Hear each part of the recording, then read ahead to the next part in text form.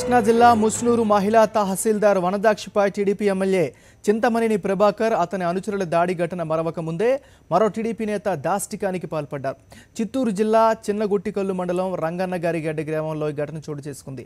చిన్నగుట్టికల్లు మండల మహిళా తహసీల్దార్ నారాయణమ్మ ప్రభుత్వ ఆదేశాల మేరకు రంగన్నగారిగడ్డ గ్రామంలో భూ ఆక్రమణకు గురైన చెరువు భూములను స్వాధీనం చేసుకోవడానికి ఆ ప్రాంతానికి వెళ్లారు.